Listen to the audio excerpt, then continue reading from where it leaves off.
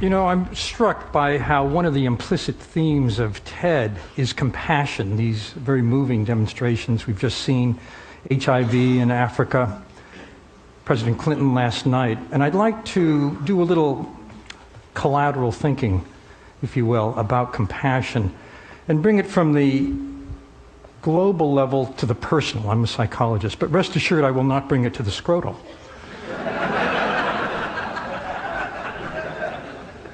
There was a very important study done a while ago at Princeton Theological Seminary that speaks to why it is that when all of us have so many opportunities to help, we do sometimes and we don't other times. A group of divinity students at the Princeton Theological Seminary were told that they were going to give a practice sermon, and they were each given a sermon topic. Half of those students were given as a topic the parable of the Good Samaritan, the man who stopped the stranger to help the stranger in need by the side of the road. Half were given random Bible topics. Then one by one, they're told they had to go to another building and give their sermon. As they went from the first building to the second, each of them passed a man who was bent over and moaning, clearly in need. The question is, did they stop to help? The more interesting question is, did it matter they were contemplating the parable of the Good Samaritan? Answer, no, not at all. What turned out to determine whether someone would stop and help a stranger in need was how much of a hurry they thought they were in. Were they feeling they were late? Or were they absorbed in what they were going to talk about? And this is, I think, the predicament of our lives, that we don't take every opportunity to help because our focus is in the wrong direction. There's a new field in brain science, social neuroscience, that studies the circuitry in two people's brains that activates while they interact. And the new thinking about compassion from social neuroscience is that our default wiring is to help. That is to say, if we attend to the other person, we automatically empathize, we automatically feel with them. They're these newly identified neurons, mirror neurons, that act like a neural Wi-Fi, activating in our brain exactly the areas activated in theirs. We feel with automatically. And if that person is in need, if that person is suffering, we're automatically prepared to help. At least that's the argument. But then the question is, why don't we? And I think this speaks to a spectrum that goes from complete self-absorption to noticing, to empathy, and to compassion. And the simple fact is, if we are focused on ourselves, if we're preoccupied, as we so often are throughout the day, we don't really fully notice the other. And this difference between the self and the other focus can be very subtle. I was doing my taxes the other day, and I got to the point where I was listing all of the donations I gave, and I had an epiphany. I came to my check to the Seva Foundation, and I noticed that I thought, boy, my friend Larry Brilliant would really be happy that I gave money to Seva. Then I realized that what I was getting from giving was a narcissistic hit, that I felt good about myself. Then I started to think about the people in the Himalayas whose cataracts would be helped, and I realized that I went from this kind of narcissistic self-focus to altruistic joy, to feeling good for the people that were being helped. I think that's a motivator, but this distinction between focusing on ourselves and focusing on others is one that I encourage us all to pay attention to. You can see it at a gross level in the world of dating. I was at a sushi restaurant a while back, and I overheard two women talking about the brother of one woman who was in the singles scene. And this woman says, my brother is having trouble getting dates, so he's trying speed dating. I don't know if you know speed dating. Women sit at tables, and men go from table to table, and there's a clock and a bell, and at 5 minutes, bingo, the conversation ends, and the woman can decide whether to give her card or her email address to the man for follow-up. This woman says, my brother's never gotten a card, and I know exactly why. The moment he sits down, he starts talking nonstop about himself. He never asks about the woman. And I was doing some research in the Sunday Styles section of the New York Times, looking at the backstories of marriages because they're very interesting. I came to the marriage of Alice Charney Epstein and she said that when she was in the dating scene, she had a simple test she put people to. The test was, from the moment they got together, how long did it take the guy to ask her a question with the word "you" in it?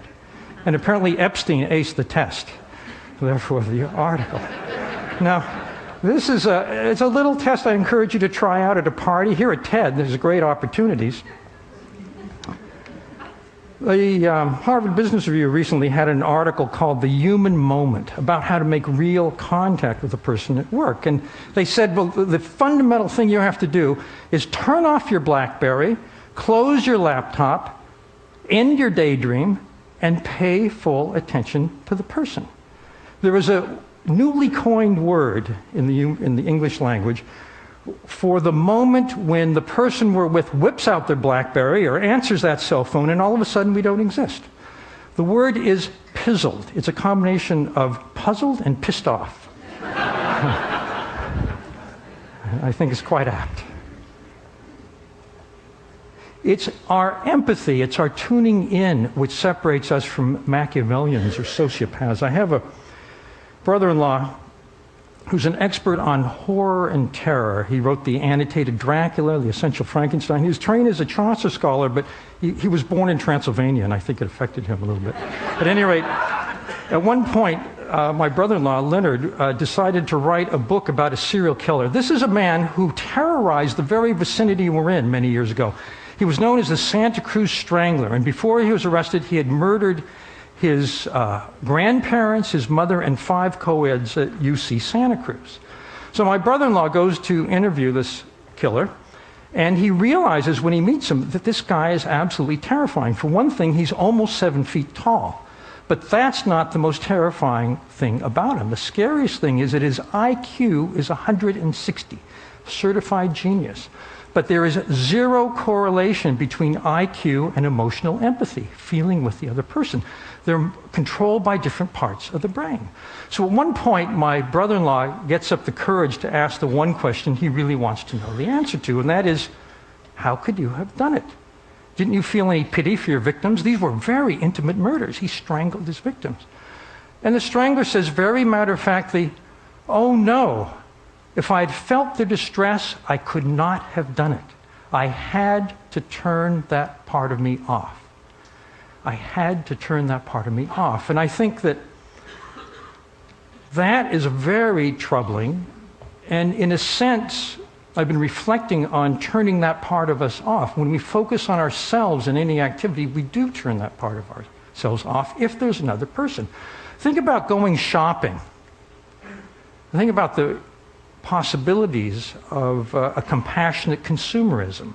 Right now, as Bill McDonough has pointed out, the objects that we buy and use have hidden consequences. We're all unwitting victims of a collective blind spot. We don't notice and don't notice that we don't notice the toxic molecules emitted by a carpet or by the fabric on the seats, or we don't know if that fabric is a technological or manufacturing nutrient that can be reused, or does it just end up in a landfill? In other words, we're oblivious to the ecological and public health and social and economic justice consequences of the things we buy and use.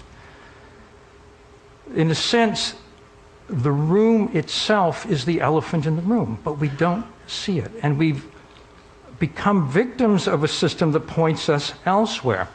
Consider this. There's a wonderful book called Stuff, the Everyday Life, of the Hidden Life of Everyday Objects. And it talks about the backstory of something like a t-shirt. And it talks about where the cotton was grown and the fertilizers that were used and the consequences of the soil of that fertilizer.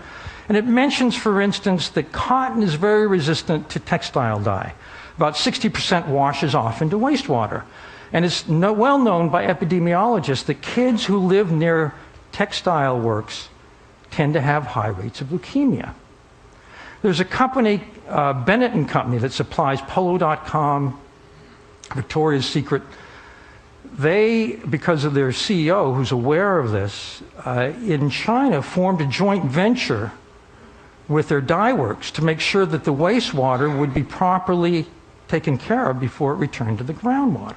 Right now, we don't have the option to choose the virtuous t-shirt over the non-virtuous one. So what would it take to do that? Well, I've been thinking, for one thing, there's a new electronic tagging technology that allows any store to know the entire history of any item on the shelves in that store. You can track it back to the factory. Once you can track it back to the factory, you can look at the manufacturing processes that were used to make it, and if it's virtuous, you can label it that way. Or if it's not so virtuous, you can go into any store, put your scanner on a palm onto a barcode, which will take you to a website. They have it for people with allergies to peanuts. That website could tell you things about that object. In other words, at point of purchase, we might be able to make a compassionate choice. There's a saying in the world of information science, ultimately everybody will know everything.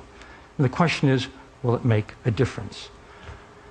Some time ago, when I was working for the New York Times, it was in the 80s, I did an article on what was then a new problem in New York. It was homeless people on the streets. And I spent a couple of weeks going around with a social work agency that ministered to the homeless. And I realized, seeing the homeless through their eyes, that almost all of them were psychiatric patients that had nowhere to go.